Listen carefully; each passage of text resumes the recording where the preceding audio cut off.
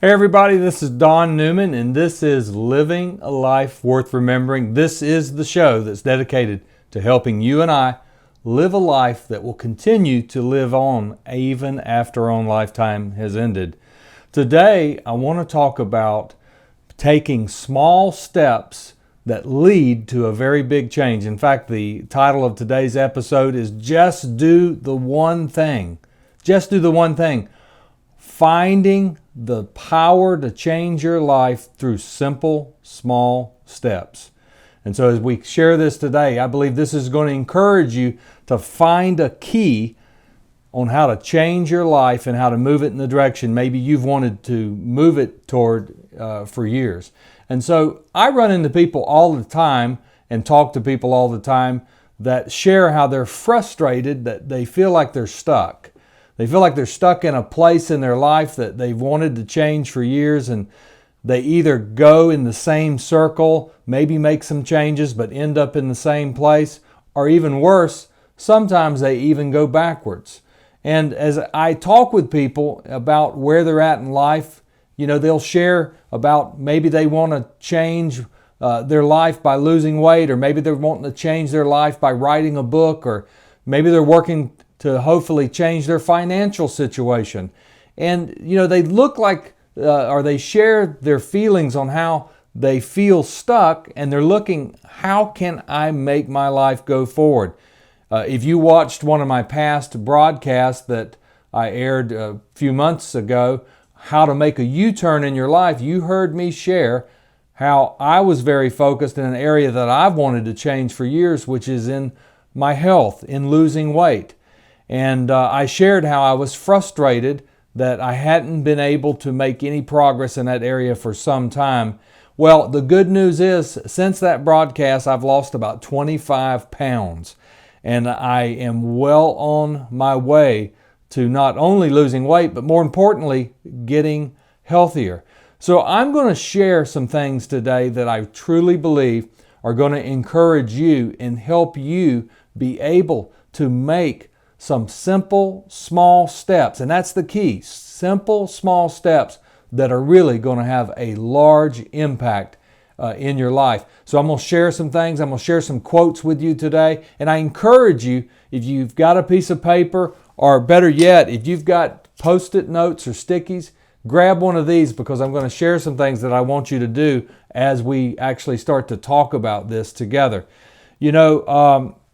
I made a plan last year that I really wanted to shift my weight, and I went through a process of discovering what is going to be the best way, without just doing another yo-yo diet, to really make a shift that was going to get me to the place that is going to actually bring life change that'll last beyond just this moment, that will last for years, because that's really what we want.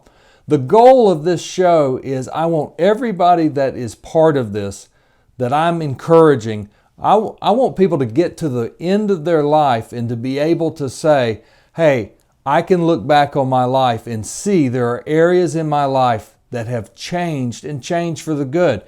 I don't want anyone, including myself most of all, to get to the end of my life and say, well, I was sure busy, but I don't know what I did in my lifetime. So this is what it's all about. It's about finding the power to be able to change, to be able to move forward. And there are some simple steps that we can do. I love this saying, if we can make change through less and not more, through small and not large, and through one thing instead of many things, then we'll be able to accomplish much. And so I want to encourage you today, as I'm going to share 3 things with you that can help you identify one small thing that in the end can make a really big difference in your life. So there are 3 things that I believe that really will help us be able to do that. The first thing is this: we need to change the way we view small things. If you've ever heard the saying, go big or go home, that's a great saying, and I agree with that saying, but I want to give you a new saying. Go small and consistent so you can go big. because many times people launch out and they try to go big and they fail, or they get discouraged, or they don't know where to start first, or they're distracted. They're trying to do everything at one time, and it's just overwhelming. So I want to teach you a new method, and it's go small, go consistent, so you can go big. But we got to change the way that we view small things. Too many times we'll overlook little things because we feel like they're not going to have any impact. Well, I would do that, but that's not really going to change anything. I want to do something that's going to have major changes. You know, many of the yo-yo diets that I've gone on in the past, they were all focused on losing all of my weight within a short period of time. And guess what happens most times? You end up gaining it back. Well, what about finding something that is manageable that you can do, but it has great results at the end? So I want to share a couple things with you to help you see small things really can have a big impact. There's a good friend of mine, his name's Tony Owen, and he works in an industry that produces fertilizer and does a lot of things that you see for sale in hardware stores and major chains like Lowe's and Home Depot and other places like that. And he's been in that business for a lot of years. And he told me this story that I may have shared before, but I want to share it again in this context. He told me a story of a young man that he met that was working at one of these retailers, working outside actually at the time, getting carts out of the parking lot. And Tony was on his way into that store not to try to secure a business deal or talk to anybody. He was going in to get something that he needed. And as he made his way in the store, the guy said something to him, and Tony took the time to stop and talk with him. Just be nice to him. And in those few minutes, they had kind of a conversation and maybe a laugh or two, and Tony went in the store and got what he needed and headed out. Well, Tony came back to that store sometime in the near future and saw that young man again, and actually called out to him and had kind of another brief conversation with him, and said it was a very nice conversation, and talked to him about what he was doing. And you know, this process continued on with Tony talking to this guy maybe a couple of times, 2 or 3 times a year, or it could have been more frequent than that. But he kept seeing the young man and kept being nice to him. Nothing significant was discussed. He just was being nice to him. And he noticed one time in the future, after meeting him for the first time, that this young man had been promoted. He was working in another position, and so he had another conversation with him. And as time went on, he noticed that the young man kind of moved up in the company, but he kind of lost track of him. But during that time, he had had a lot of really good positive conversations with this young man. Again, just being nice. Well, one day, Tony wanted to secure a very, very large contract with this company. And it was going to involve millions of dollars. And it was going to go over a period of years. And so as he made his way to the headquarters for this national retailer, he walked into the room to meet with the buyer, that was the individual that was over securing contracts and securing product that would be sold in their stores. And when he turned the corner, guess who was sitting behind the desk? The young man he was nice to many years ago in the parking lot. And I can tell you, when it comes to sales, when it comes to persuasion, relationship, trust, and being likable will always beat a bottom line if it's close. And Tony didn't even have to really compete much with the other producers that were trying to get their product into the many stores that this retailer had, because this young man lit up when he saw Tony, because Tony had taken the time to be nice to him and build a relationship with him. So guess who won the contract? Tony did. Where did it begin? It began with a very small connection with a young man just being nice to him. There was no negotiation going on. There was no salesmanship going on. It was just being genuine. You know, think about that. Who are you meeting today? Who are you passing by that might hold the key to your future and you just don't know it? So don't overlook small things. There are so many things that are small that we don't realize could have a significant impact in our life. If I was to give you the option, you may have heard this before, you have an option of I'll give you $500,000 or I'll give you a penny doubled every day for 30 days. What would you choose? Well, if you've heard it before, you know that you'd choose the penny doubled every day for 30 days. But if you've never heard it before, and I'm the very first person that has brought that up, you might have to think about it and do some math. But initially, most people say, man, give me the $500,000 in cash. And what's a penny going to amount to? But if you didn't know this, a penny doubled every day and then doubled again in 30 days adds up to $5 million. You talking about the value of compounded interest? That little penny being doubled again and again and again would exceed anything that you might imagine. $500,000 doesn't even come close to $5 million. It makes me think I wish that when I was 20 that I just would have started putting $20 into savings. What if I would have done that? Well, I need the $20 for a hamburger. I need the $20 for this. Well, if I'd have left that $20 in there over the years, I would be looking at well over $1 million in retirement. And you've heard these illustrations. Well, what's the power of that? The power of that is a little done the right way can lead to a lot. But we overlook that. We overlook the penny. We overlook the money.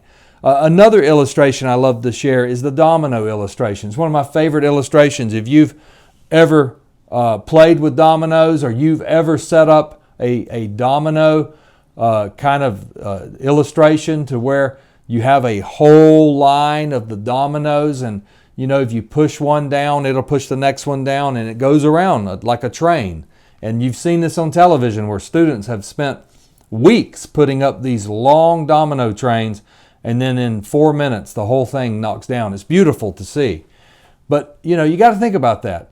What creates all of that power that's released through all of those dominoes falling? One domino at the very beginning falling is what creates it. One domino. It's just one domino. I'll take it a step further. Scientists have proven that a domino can actually fall, as it falls, can actually knock over another domino that is 50% larger than the first domino. And they've actually proven that if you were to stack dominoes in a linear line and each one was bigger, that eventually this little domino would eventually knock over a domino that was as large as a 10-story building. So imagine that. This little domino falling, making just a whack sound, could create eventually a sound that would be deafening if you were anywhere close to it, that we can't even imagine. And so, most of us, we have goals in life, and our goals in life are like that 10-story building, and we're trying to get that 10-story building to fall. We're trying to get that to happen. Man, that's what I want to accomplish in my life, and we should have goals that are far off. We should have 10-story buildings goals that are built way out in the future that motivate us. But you're not going to get that thing to fall in your own strength. But if you start with the single domino, you can make that building fall. Other small things that have significant impact. I love the fact that Jesus, he talked to a whole bunch of people and he ministered to a lot of different people, but what did he focus on? He focused on 12 disciples, and he really focused on 3. He poured his life into 12 people, really focusing on 3 of them the most. But look what's happened. Christianity is millions and millions and millions of people throughout the world in the generations because he focused on 12. Again, a small thing. Who do you have in your life? Maybe you're a stay-at-home mom and you feel like I'm not having an impact, but you've got 3 young children at home that you're teaching and you're loving on and you're encouraging. Those 3 children can have an impact throughout this world that you could never, ever imagine because you can't see beyond those first dominoes. But know this, that small things lead to big things. And so don't overlook small things. So the first thing is we've got to think differently about small things. We've got to appreciate small things. We've got to understand small things can have a huge difference. The largest wildfire ever in California history in 2003, it was called the Great Cedar Fire, was started by one man that was trying to start a little campfire to try to get himself rescued. One little fire burned the most woods that have ever been burned before in California. One little fire, one little spark. So we got to think differently about the significance of small. Now the next thing that you have to learn is this. You need to realize that small things matter. That's first. But you also need to realize that, let's say your list of things that you want to change in your life right now is you want to write a book, I want to lose weight, I want to quit smoking, I want to get connected with family again, I want to get organized, especially at work, and let's say on and on and on. You made a list, and all the things you made on that list, they're all important to you. You've got to realize that, first off, that small things matter, but you've also got to realize that while everything matters, everything does not matter the same. Let me say that again. All those things you listed, stop smoking, writing a book, getting organized, they all matter, but they all don't matter the same. We've got to find what matters the most. What's that one thing that matters the most in the midst of all those things that do matter? And I'm going to share some of that, but I want to share a couple of things to try and illustrate how that plays out. I've been a sales manager now for 10 years. And in my time as being a sales manager, I've learned a lot. And I've learned how to be effective, and I've learned how to waste time and just be busy. When I first became a sales manager, I came under the pressure that I've got to do spreadsheets, I've got to do forecast. And the reason I came under this pressure is because everything in front of me told me, if you're going to be a good sales manager, you've got to be good at these things. And I began to take all these things on and begin to try to be effective in each of these different things. Well, I'm not good with numbers. Numbers don't motivate me at all. I mean, money is a motivation to anybody if you've got bills to pay and you're trying to better your life. But spreadsheets and forecast and budgets and things, they just drain me. I like persuasion. I like talking to people. I like coaching with people. I like selling. And that's where I'm really best at. But I thought I've got to just get better in these areas that are difficult for me. And so what I found was I would find myself trying to do everything and really not accomplishing anything, and ultimately not reaching the results, which were better sales or sales growing in our process. And and I found myself trying to do things that I was ill-equipped to do. And the reason why is I was trying to say, all this matters. All this matters, and I've got to get all of this done. And I'm not saying forecasts don't matter. I'm not saying that doing comparisons between competitors doesn't matter. All of those things do matter. But you got to find what matters most, and many times you got to find what you're supposed to do and what maybe you're supposed to delegate to other people to do, so that you can do what matters most to get the job done. So everything that I have learned in working as a sales manager has led me to this conclusion, that I've got to focus on what matters most. Everything matters, but everything doesn't matter the same. I love the Russian proverb that says, if you try to chase two rabbits, you will not catch either one of them. And so many times in life, people look back and they're like, man, I've been busy. I've been doing things. I've been in action. I've been in motion, but I haven't accomplished anything. Have you ever heard the saying, you can be the jack of all trades, but the master of none? That happens to so many people because their efforts are diffused to many different things. So back to my illustration, imagine me doing forecast, imagine me doing this, imagine me doing this. So guess what type of coaching I'd be doing individually with the members on my team? It would be sporadic, if not at all. And so focus where you have the biggest bang. I love what Og Mandino said is that it is those who concentrate on but one thing at a time who advance the world. So what we've got to do is we've got to find what's the most important thing.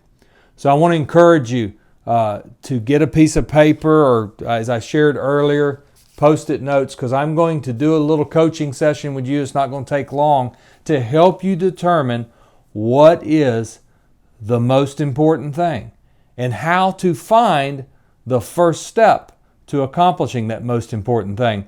So if you were to take all of the different things and you were to begin to write down, and if you imagine, I've got a pen right now and I'm actually writing down on each of these, different things that I want to do. I want to write a book, and I put this in front of me. I write on the next one, I want to lose weight. I pick the next one, I want to get my finances straight. I want to pay off debt, and on and on. I might even have one that, look, I really want to take a vacation. That's something I want to do that's fun. And I put all of these things in front of me. Okay, now how do I determine? They all matter. All of these things are things I want to do. They all matter, but they don't all matter the same. So the last thing that I want to teach you is, how do you decide, how do you figure out what is the most important thing? You begin with a list, just like I just did. Your list is going to be different than mine. And it could be 3, it could be 15. It doesn't matter. You don't want to do 100 or 200, because now you're getting into things that are really similar that aren't necessarily different. But you can do any number that you'd like. So now, how do I figure out which one of these things, all of them matters most? I want to teach you what's called the focusing question. This is something that I learned in one of the books that I've read. I've read many books.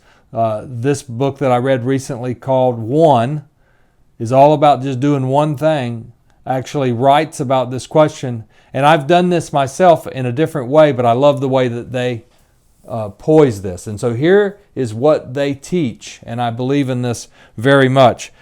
It's called the focusing question, and what you want to do as you're looking at this is you want to say, what's the one thing that I can do that such, by doing that one thing, it will make everything else easier or unnecessary? Let me say that again.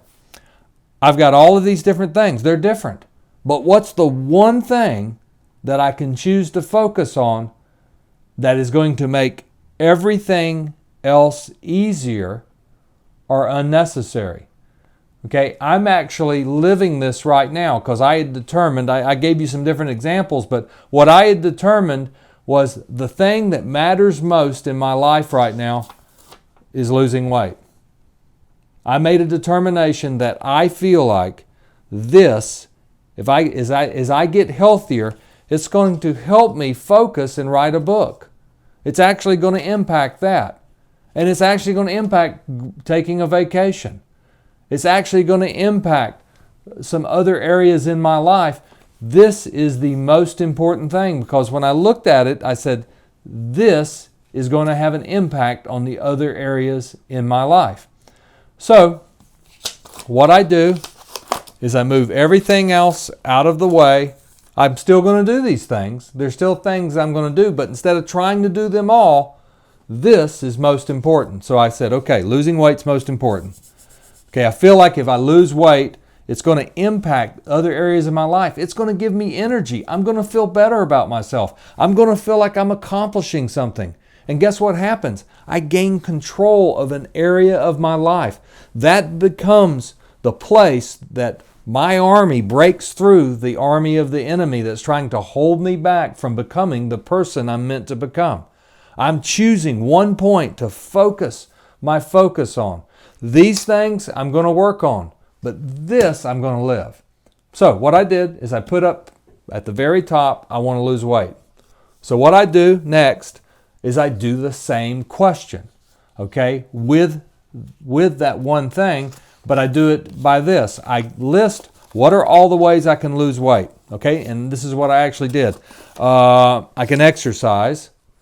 I write on this one. I can eat better, eat keto, eat clean. That's worked very well for me. I said I can do intermittent fasting. I can have accountability helps me. So I wrote accountability. So basically the goal is to lose weight. Then I wrote, okay, I need accountability. I need to eat clean. All of these different things that are part of losing. I need to exercise. So guess what I do? I then look at all of these things that are listed, and then I ask myself, looking at all of the things, how I accomplished the losing weight, and I ask myself, okay, what's the one thing that I can do such by doing that one thing is actually going to make the other ones easier? Of the things, well, one of the things that I didn't list just a second ago was to actually, get people involved in my life that were speaking into my life, watching podcasts and things like that. So that was another one. So I looked at podcast, I looked at doing keto, I looked at intermittent fasting, I looked at exercise, and all of these things I listed out. So I determined that the biggest thing that I could do, and this doesn't happen overnight, this wasn't me making a decision in 24 hours, but the biggest thing that I decided was the biggest thing I can do is intermittent fasting. I determined that intermittent fasting was going to help me the most to accomplish what I wanted to do and move toward losing weight. These other things I would do, I'm going to do keto, I'm going to do all these things, but I decided intermittent fasting. So guess what I did?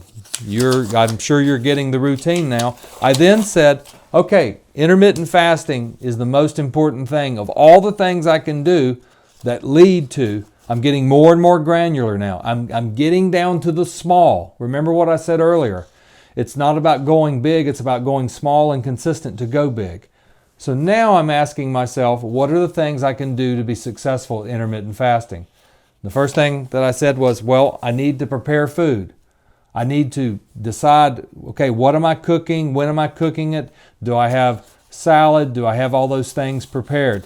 The other thing is I need an app. I have an app on my phone that records the time that I'm not eating. So I have this period that I'm not eating, and I'm eating in a smaller window. And then I decide, also I need to listen to podcasts on intermittent fasting. That's going to help me. And I just kept listing the things that's going to help me do intermittent fasting and be successful at it. And then one of the last things I put was go to bed early. And go to bed early. Go to bed at 11 o'clock.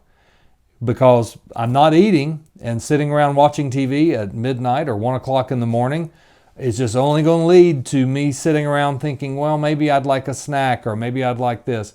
So what do? I did the same thing. I said, okay, which is the one thing of these four things that I can do that's going to help me be more successful at intermittent fasting? What is going to make these things easier or unnecessary? And guess what I came up with? Go to bed early. Now think of this. All of these goals out here that I believe I want to change in my life, what if just going to bed early is going to help me accomplish all of this? See, I found that if I go to bed early, okay, and I wake up the next morning, I have self-control like I just normally don't have. And I've got the food prepared. I'm watching the podcast on intermittent fasting, and I'm doing these other things. They become easier because where I fail the most is staying up late. So this was the most important thing in all the things I wanted to do in my life. Well, that's silly. You go to bed early. That's not going to change anything. That's the wrong thinking.